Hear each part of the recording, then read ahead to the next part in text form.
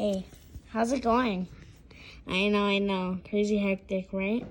Well, sit back and relax and welcome to the Mom and Pop Spot. Help me welcome my dad and the host of the show, St. Patrick.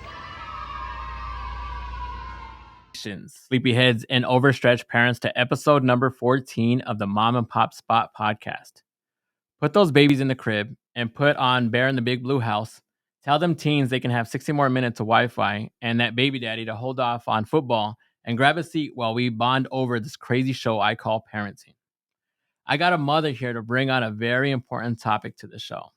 Please show love to this wonderful mother, Laura, to the show. How you doing? Thank you. Okay, cool. How are you doing from 1 to 10, like mentally, physically, like? Oh, that's a good question. Yeah. Physically, I would say a 7. Yeah. Mentally, I'm probably right there as well. Yeah. What can you do to make it better? Um, I think I'm on my way. It's Yeah. just I think it's just where I'm at right now Yeah. in my healing journey, if you Uh-huh. will. Yeah. I think 7's good though. You think so? Yes, because a lot of people they'll come on and they'll be like, I'm at a 10, and it's like I think if we are at a 9 or a 10, we become stagnant and we don't have any room for change. At a 7, you're still motivating, you're still pushing, and you're like, okay, I need room for improvement. So I would say 7 is good. And actually, a lot of people say that they're 7s. So I think it's good. What about you? Yeah, no. No? I don't think 7 is an ideal number. No? What would be an ideal number for you? I think an ideal number would be a 10. If you're Oh, looking okay. at a 1 to 10, Yeah. 10 being like, that place where you're like really at peace, you're Uh-huh. fulfilled, you're still dealing with, Right. life, Yeah. because we can't avoid that, of course. Yeah. Um, but you're doing well. Yeah. Okay. And then tell me one thing that people don't know about you. Oh, Jesus. I think I'm pretty transparent, so I don't know what do people not know about me. Like, what do you love to do on the off time? I was actually trying to research because I was trying to give you more of a an intro, and I couldn't find anything about you. So I was like, like I'm gonna find out what she loves to do. Okay. Oh man, that's a hard question. What do Yeah. I love to do? Uh-huh. I love to I love to live life. Okay. And I think that is what has taken me to where I'm at, Uh-huh. because I don't see life as just kind of, Yeah. getting married, having kids, and, being Right. successful in career. I think of it as a little bit deeper. Okay. So there you go. If Yeah. there's something that people don't know about me, is Uh-huh. that I can get really deep. Yeah. Yeah. What's your like what would you say in regards to being deep?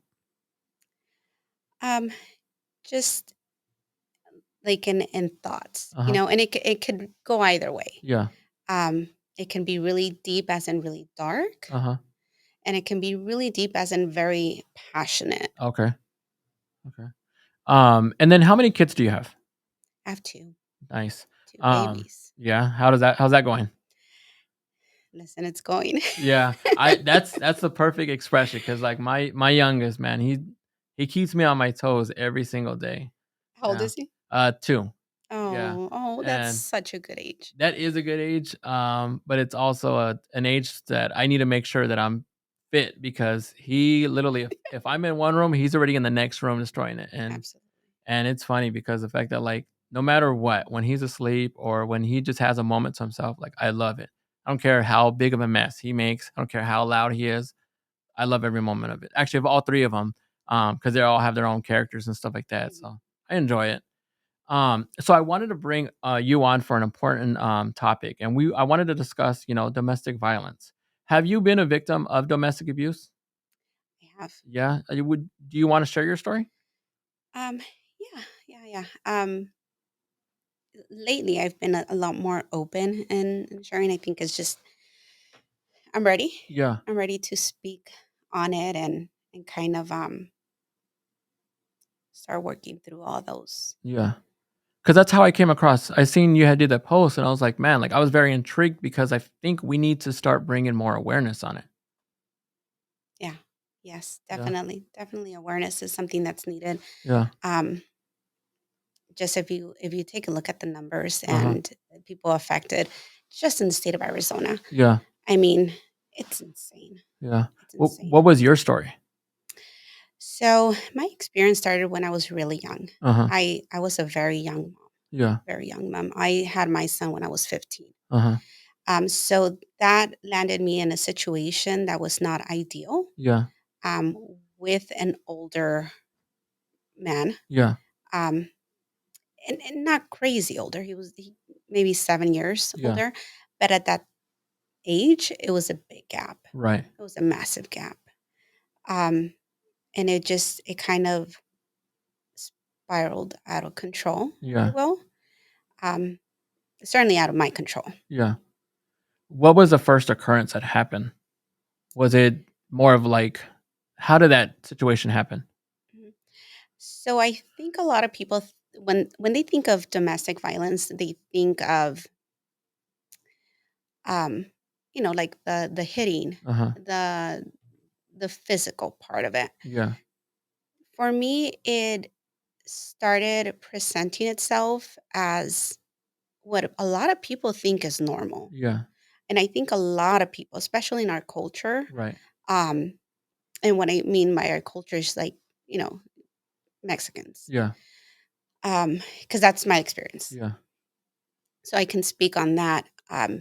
We have a dynamic in households where the male brings the money, Uh huh. where they control the money, Uh huh. the finances. Right.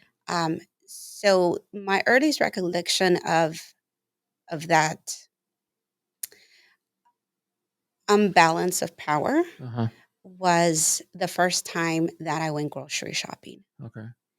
So move in with him. I go grocery shopping the first day, and he gave me $100 to Uh huh. work with. Now this was a new place, so $100 wasn't going very far, right? Yeah. But I did what I thought was a great job, Uh huh. and I kind of got a little bit of everything, the essentials, if you will, and that the fact that I spent the entire $100 Yeah. was like a whole situation. Oh man. Yeah, a whole entire situation.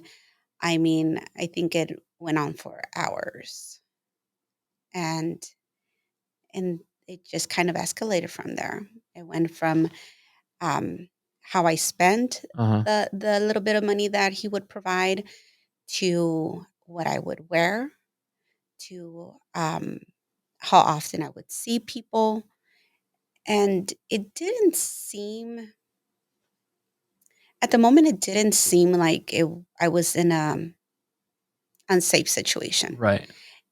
It almost felt like, okay, this is what marriage is. Now, again, Uh huh. let me remind you, I was really young. Yeah. At this point, I was 16.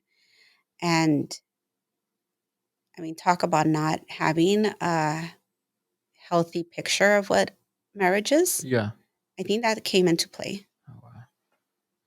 So at that moment, was it mental abuse or was it already starting to be physical abuse? So I think it was already physical abuse in a sense that there was a lot of pressure Uh huh. to do certain things without getting very explicit. Yeah. Um, and again, you not knowing how certain things work or Yeah. how relationships should work, Uh huh. I was completely blind. Yeah. I wasn't aware that these were things that I should have more of a voice or more of a say. Yeah. So I was kind of just going with what he was, um, I don't know, suggesting or introducing in the Right. relationship. Um, in those moments, do you have any, respectfully saying, do you have any regrets? Like if you did something wrong because you were at 16 and you're like, man, like this is my fault. So till this day, I think I had absolutely of um, a lot of say in how things went down. Yeah. I do blame myself, but I am now aware that I didn't know better. Uh-huh. So when those thoughts come to my mind, like, Right. damn, God, I really fucked up. Like, Yeah. why, or why didn't you do, X, Y, Yeah. and Z? I have to kind of just hold myself and be Yeah. like, it's okay. You didn't know. How long did this last, this relationship? So it didn't last very long. Yeah. Um, I was out of that relationship by the age of 18. Okay. Yeah. But still 3 years. 3 years is a long Yeah, almost time 3 years. Yeah, to go through that abuse. certainly. Yeah. Yeah. What was the first encounter where he did physical abuse? That I don't think I quite have a memory of that. Yeah. Yeah. I don't think I remember, like, and I've thought about this, like, when was the first time? Uh-huh. Um, I think it was more like holding down or like pushing me to a bed, Yeah. that kind of situation Okay. where you don't think that, again, it's quite physical Yeah. abuse. What message of empowerment can you send to those victims who haven't found a way out, who are, stuck in that situation right now as we speak? I would encourage them to seek help. Yeah. And when I mean seek help, I don't mean like a therapist. I don't mean like the cops. I Uh-huh. don't mean like what you usually hear. Uh-huh. I mean seek help as in tell someone that you trust, Yeah. even if it's a neighbor, even if who you trust is not somebody that you necessarily know very well. Yeah. Whomever that person is, you need to like tell them. Yeah. Tell them as much as you can with detail, because when you're in that situation, you really do try to play it off Yeah. because you want to have some sense of control. Uh-huh. So if you give detail to a person that's not in the situation, Right. that has a different perspective, they can easily identify how severe the situation is. Okay. When you were in that situation, did your family know? No, No, you were no. just kind of hiding it at that moment. I I don't think I was consciously hiding it. Uh huh. I think I wanted to act grown. Uh huh. I wanted to have some sense of control. Yeah. And by that meant I was dealing with my situation the best way that I could. Right. Um, Obviously, I wasn't. Yeah. But that I think that's the main reason why I didn't speak on it. Were at any point were you afraid to tell anybody because you were afraid of it getting back to him or you being judged a certain way? No. Well, let me take that back. I wasn't, and this may sound very odd, but I wasn't necessarily scared of him Uh huh. for a long time. Yeah. I I have a very, very, very strong character. Uh huh. I always have. Yeah. So when this situation was going on, it wasn't like I was a submissive, quiet girl. Yeah. I wasn't. I was very loud, Uh huh. as far as me defending myself, Yeah. like air quotes, Uh huh. because I don't know how well I did defending myself. Not that I see the situation in hindsight, but so I didn't. Uh huh. I didn't. I had a close friend, um, and I was very close to my sisters. But no, I don't recall a time that I would reach out to them to specifically tell them what was going on. Yeah. Whenever I would see them, it would be more like kind of like a venting, Right. maybe even complaining about him, but always with a sense of like, this is like, this is what's going on, but Uh-huh. it's not like I'm not in this crazy dire situation that I need help. Yeah.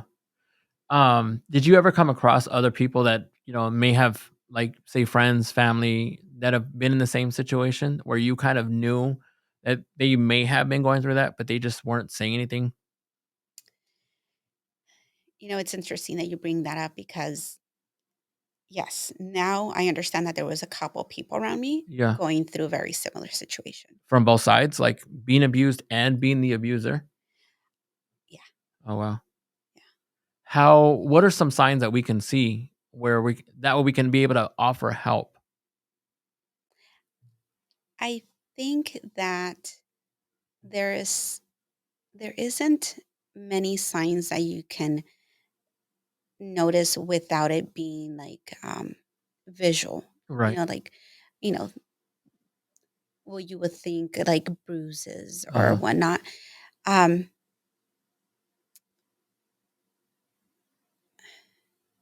if anything, I think it's kind of noticing people's personalities. Yeah.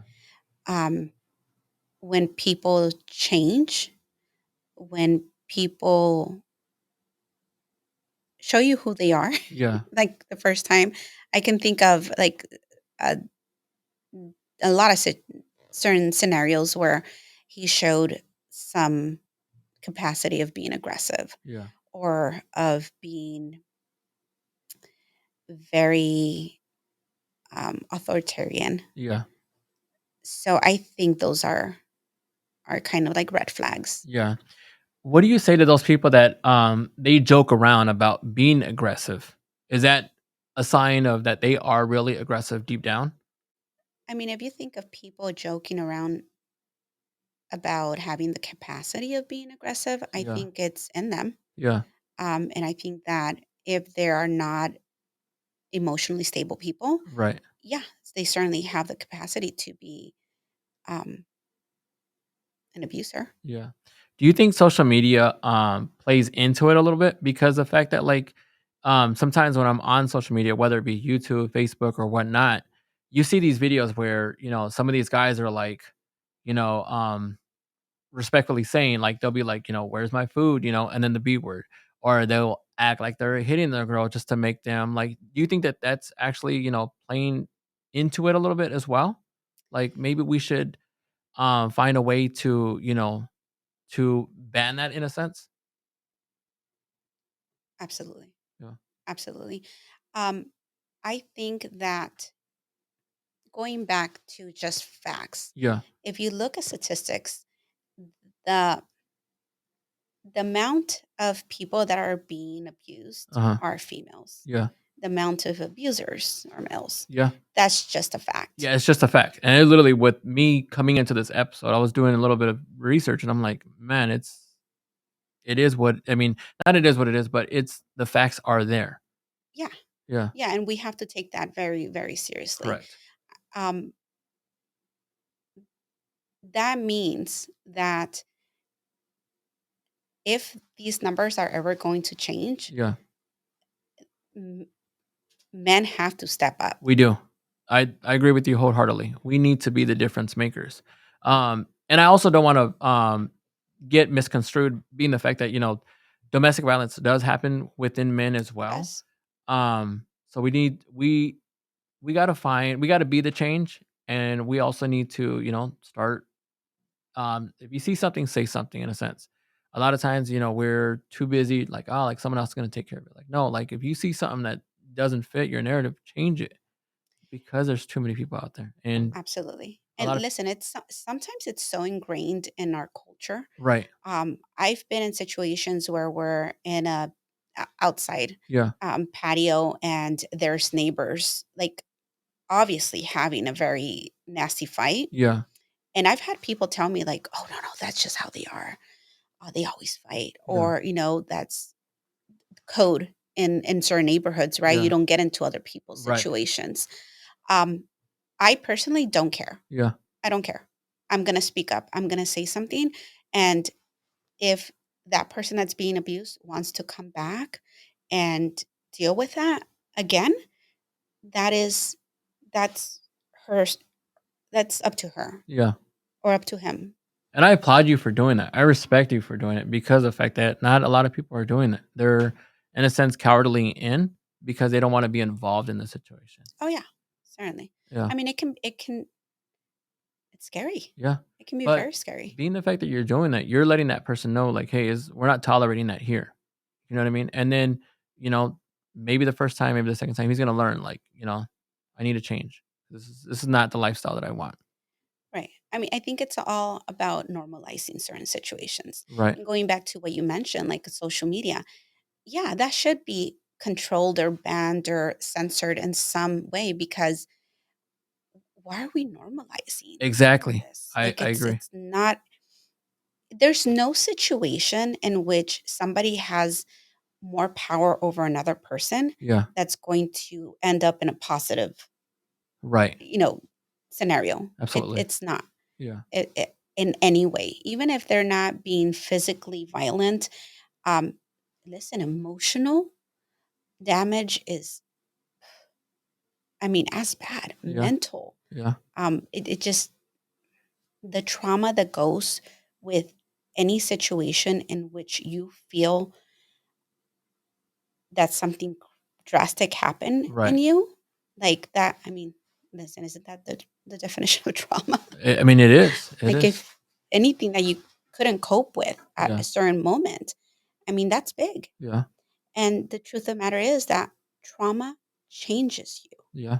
It changes you forever. And not just you. I mean, if there's kids around, it changes them. Yeah, It's the ripple in the water. I mean, it absolutely. changes everything. Whoever you thought you were going to be, you're no longer that. Yeah. Whoever you thought you were being as a mother, that's not the case. Yeah. Like I know a lot of people stay in situations because of the children, right? Yeah. That is such an insane thing to think. Uh-huh. And I'm sure at one point it was normalized and it kind of became like the way of being able to survive. Yeah. I understand how we got to that point, especially with women. Right. But the truth of the matter is that kids go through this trauma Uh-huh. with you. Yeah. You are changing who they are, who they could have been, not in a good way. Yeah. I mean, it's impacting them in 101 ways Yeah. that it's just going to unravel as they grow in ways that we would have never wished for our children. Yeah. And there's no going back.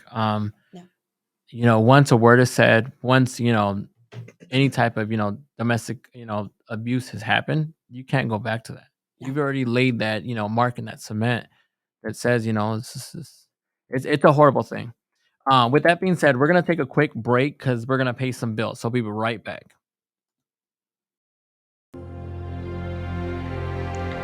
Habari Entertainment Films present There's Only One Name for News with Damon and Aisha. Habari Live Podcast.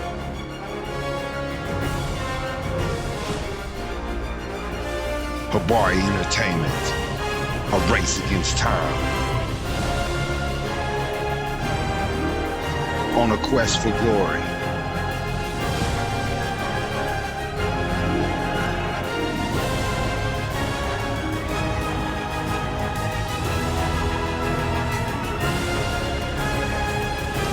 Habari News Weekly, HabariEntertainment.com.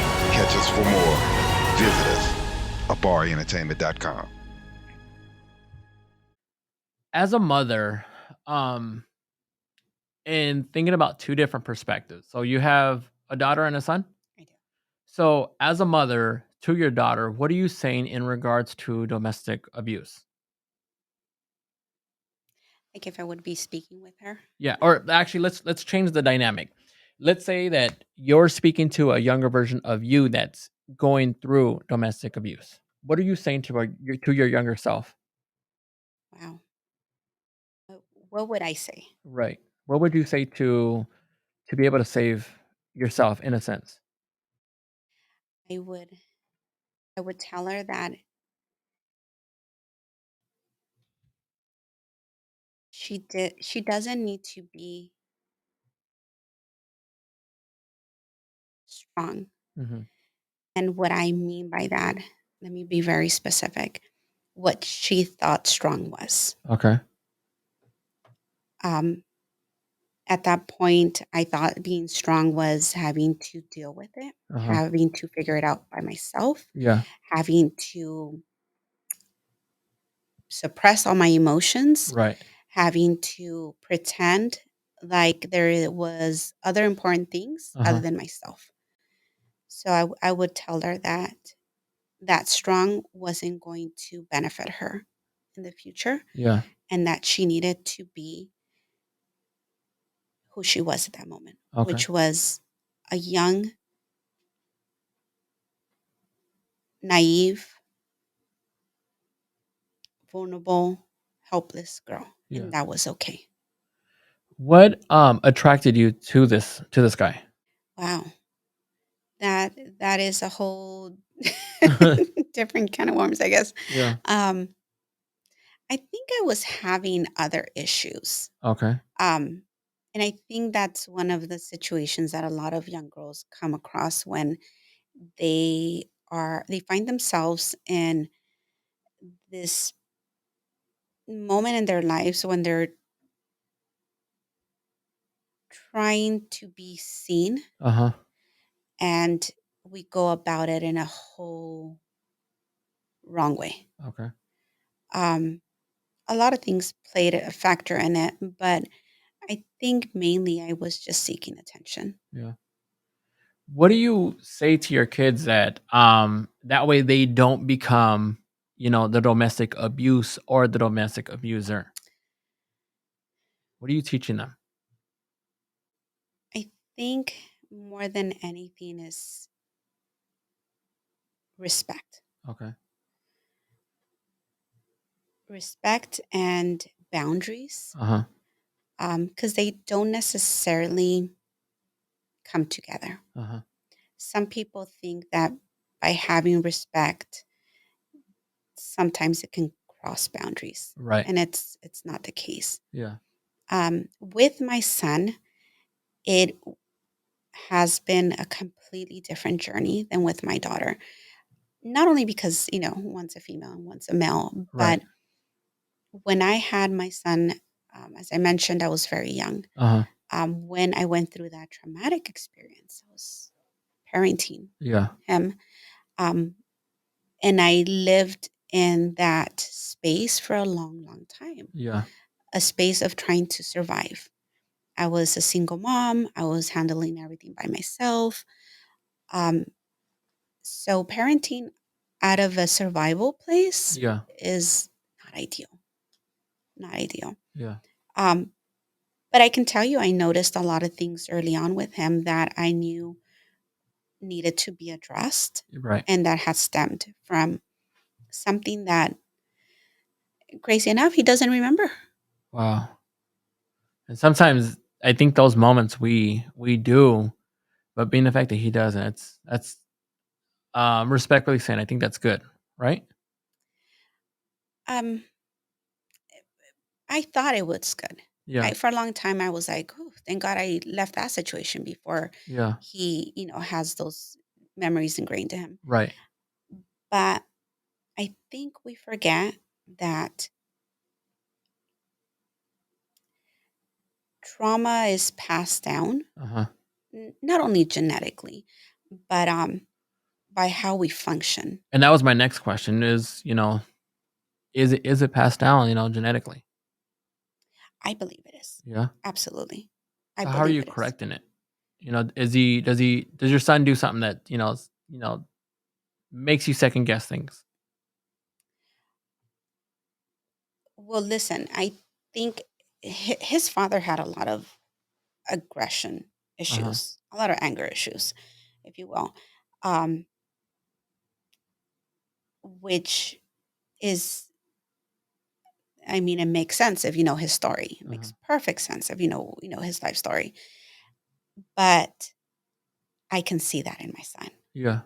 I can see how his aggression was very, very obvious since he was really, really young. Yeah. I mean, listen, he did great in football. Uh-huh. He did it awesome in football. Yeah. Um, but it is till this day, I think, something that he has to be very conscious of Uh-huh. and that he works on. So are you Definitely. giving him more love because of it, or are you, reminding him something? What is the key factor for him? So now that now that I'm older, Right. that I understand more, um, and in turn he's older. One of my, I want to say maybe mantras Uh-huh. has been, I need to stop Uh-huh. fathering him. Sorry, I need to stop fathering him and start mothering him. Oh, wow. Um, and that's because I tried to. There was a couple of things going on while I raised him. I was wanting to make sure that he understood Right. that there was a clear line in what I was going to allow and not allow.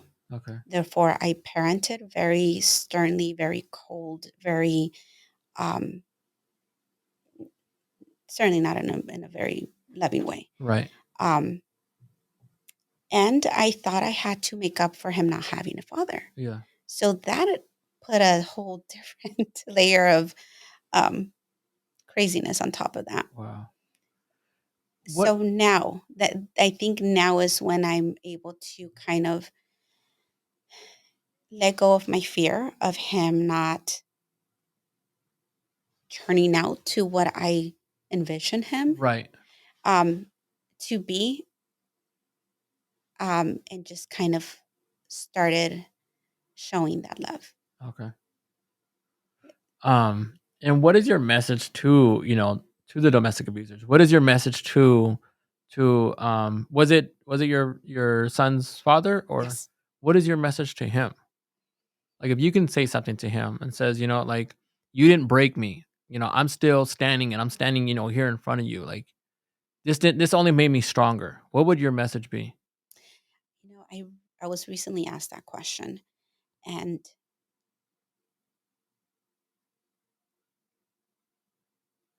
I I generally don't have anything that I would want to tell him. Yeah. I think that the life that I live now says more. Yeah.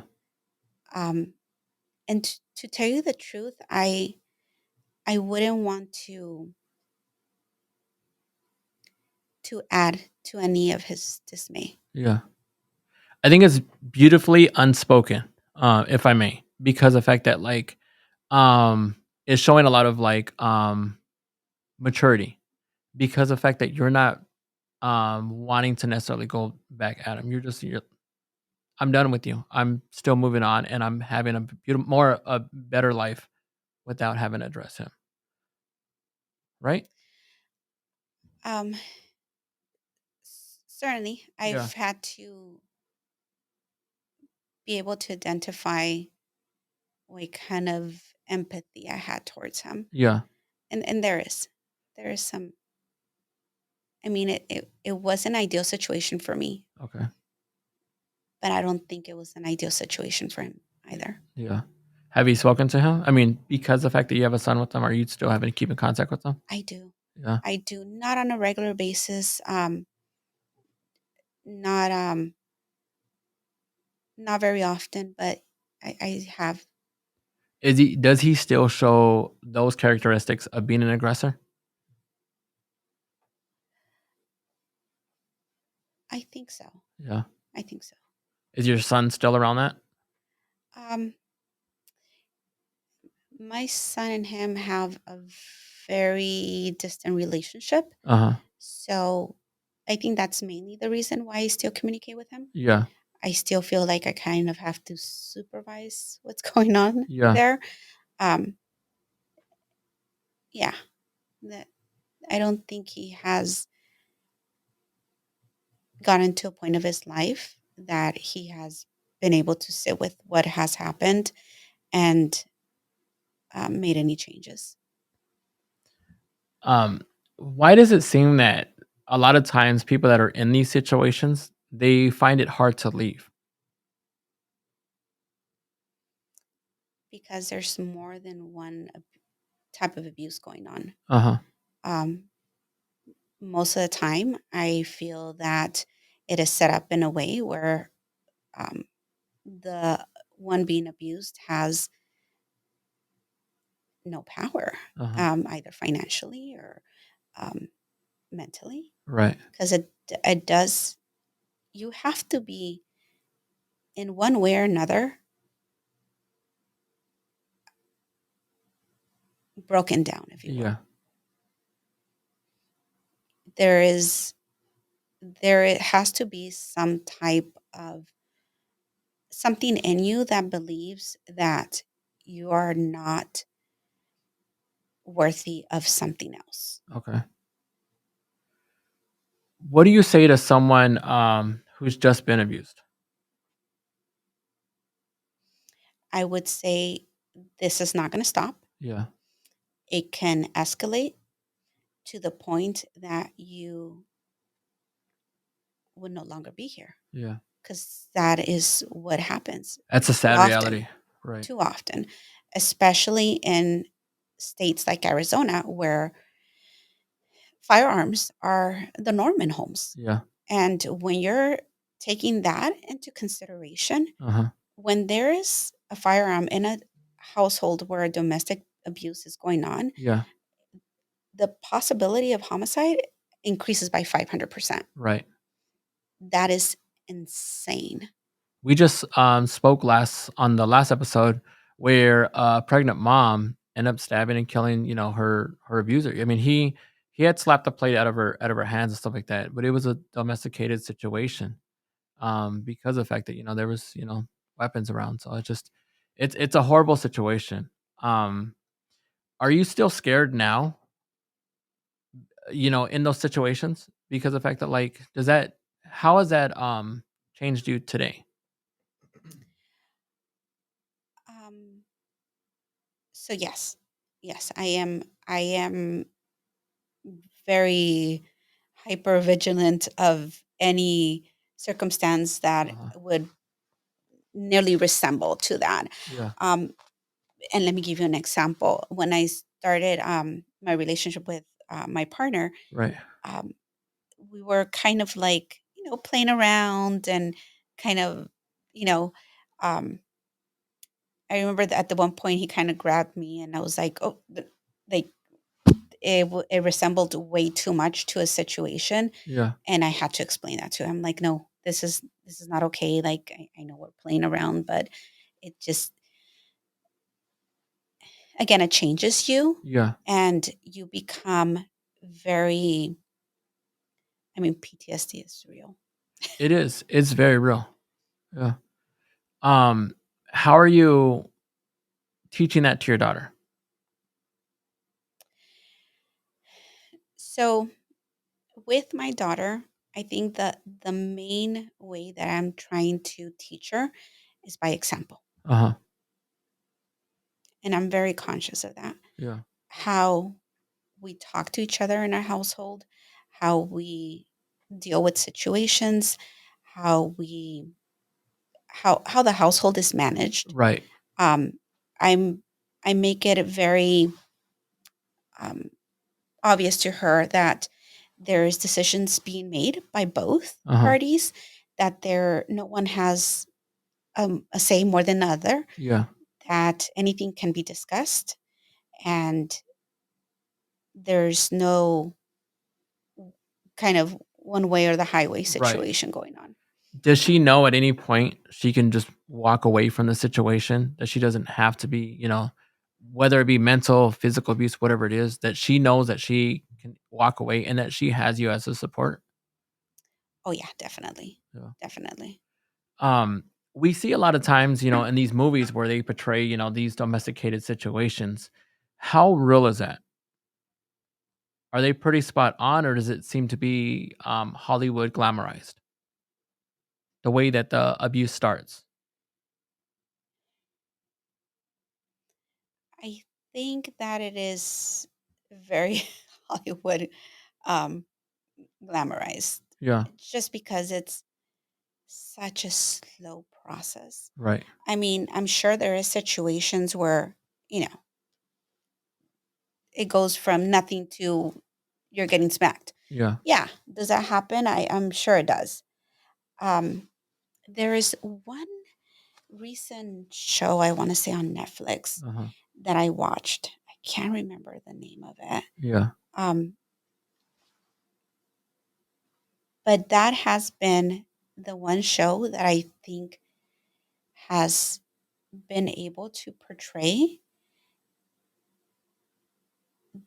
the emotional turmoil Okay. and what goes on inside your head when Uh-huh. you're going through a domestic violence situation. Yeah. And I can't remember the name When of you it. do, yeah, please let me know because I I will. would love to watch it. And how do we honor domestic abuse survivors or just domestic abuse victims? By talking about it. Yeah. I think so. Yeah. By hearing their story, Uh-huh. um, by asking questions, by validating that what they went through Right. was real. Yeah. It wasn't all in their head. They didn't make it seem bigger than it was. It was as big as Yeah. they felt. Domestic abuse has always been big with me. A couple years ago, I did actually more than a couple years ago, but I did a music video for domestic abuse because of the fact that it was so important. I think um, we need to start making change. We need to. I mean, it's always been a factor, but we have to do something more on a positive to make sure that this stops because it happens time and time again, and Yeah. we're not doing anything about it. And it was a beautiful thing because I was able to, to speak to, a room full of domestic abuse, victims. Um, I'm just one voice, but I would love for more people to, to start, making a stand, in regards to the males because the males are the ones that are the, the aggressors to be able to give people like you a voice. So I appreciate you, you speaking out. And I did want to go over a few different stats. Um, five, to be. But domestic violence affects approximately 325,000 pregnant women each year. That's crazy. 325,000 it affects each year. About 1 in 4 women and nearly 1 in 10 men have experienced violence by an intimate partner during their lifetime. 1 in 15 children are exposed to intimate partner violence each year, and 90% of the children are eyewitness to the violence. Um, I mean, those numbers are crazy. Yeah, they're heartbreaking. Infants exposed to IPV, so it's kind of like what we were mentioning earlier, which is IPV as intimate partner violence, can show signs of trauma, including eating problems, sleep disturbances, higher irritability, and delays in development. These harms can be mitigated by the presence of a secure relationship with a safe caregiver. And intimate partner violence increases risk of pregnancy complications and poor health for moms and babies. And I did want to let you guys know that for the hotline for domestic abuse is 1-800-799-7233. Or actually, let me say that number again. 1-800-799-7233. Or you can text START, START, that's START, to 88788. You can text START to 88788. Please seek help and reach out. There's plenty of people out here for you. I'm out here. Shoot a message to my inbox, to my phone, however I can do to help. Use me as a resource. I would love to hear your opinion on this. A father in Daytona Beach badly beats his stepson, who molested his real son. The stepson was 11 and the real son was 6. Father was arrested and the trial is still ongoing.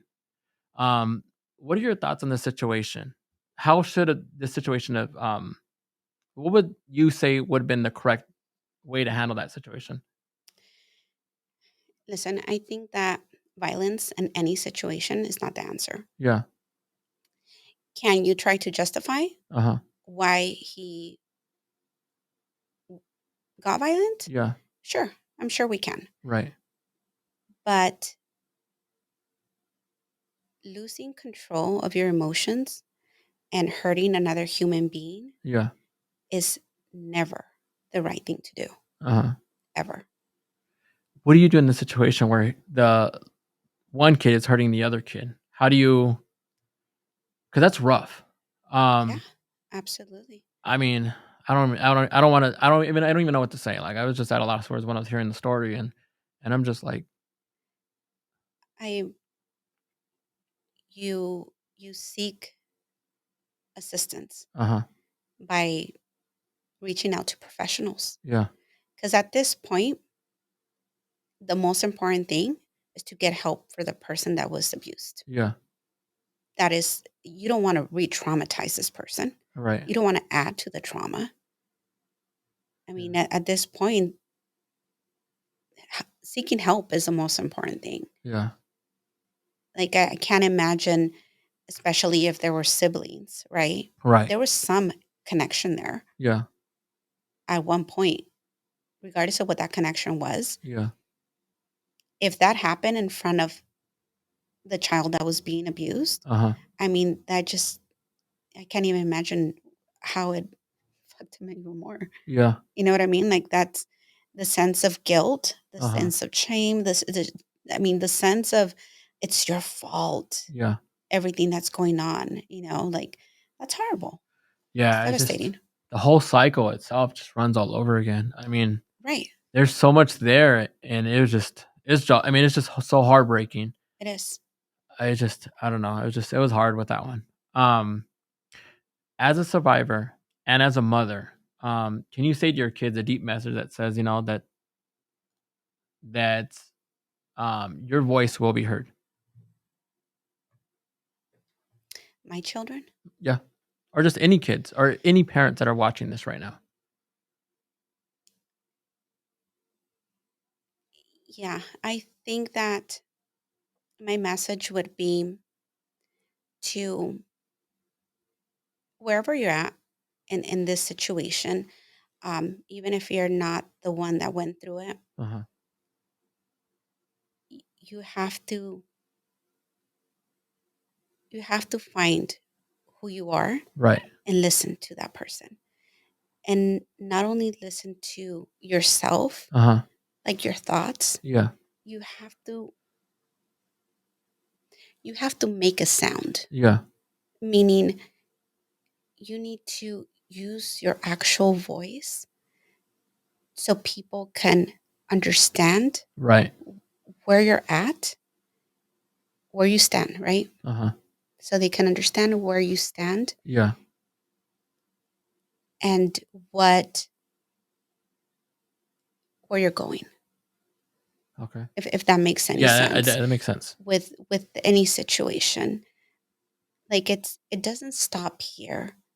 You have to continue this journey that started whenever it did. There has to be some development from it. Right. There has to be some growth. There has to be, I mean, in any of these horrible situations, Uh-huh. there is room to become a better person and to impact other people. Right. And I think that that is like, from any horrible situation, if we can manage to do that, Uh-huh. I mean, it can only get better. It really can only get better if we Yeah. can learn from it, grow, and impact in a positive way. Yeah. I appreciate it. I appreciate you coming and everything else. Nobody's gonna know. Oh. So this is the next segment. This is the no, the oh, and the wow. Or in the laugh, excuse me. This is where this and every show we give out a random hack, fun fact, or message and joke. Today's hack is grab those wet wipes, lid coverings, and place them on the electric sockets. This will help you ease a little of that stress and not worry about your little one getting shocked themselves. And putting a random objects in them as well. They should snap right in place, so no tools are needed. And the joke, what pronoun does chocolate use? Do you know? No. Do you know, Elijah? They? No. Hershey.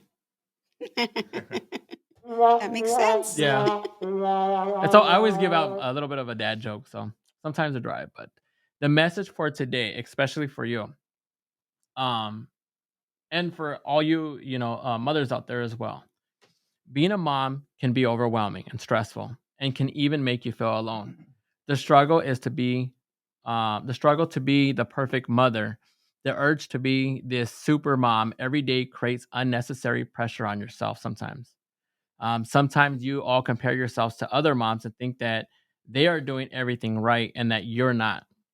From raising your children to dressing with clothes other than sweatpants, having makeup on to having a happy relationship or marriage. What I would love for you all to know is you're allowed to scream, you're allowed to cry, but do not give up. Always remember you are braver than you believe, stronger than you seem, smarter than you think, and loved more than you know. I appreciate you, and you're doing a phenomenal job. So I appreciate you. Thank you. Thank you. And as we wrap up the show, I want to give a huge shout out to today's special guest, Laura. Where can they follow you at? You can find me on social media. Yeah. What's your plug? What's your social media tag? That's Hija de Reyes. Okay. All right. And anything else you want to plug? No. All right, perfect. Again, I appreciate you coming on the show. And as always, Mr. Habari Live himself, Mr. Dip, and Elijah Wealth for Generations Lee. Thank you, sir. Please like and follow Habari Live podcast, Habari Entertainment, and check out other shows on there like Habari Live, Socially Awkward and Uncomfortable, The Von Rebel Show, and Wealth for Generations. Please also check out One Love on Facebook, Instagram, and YouTube. Stay safe out there. Stay hydrated. Make it a great day. And we're out.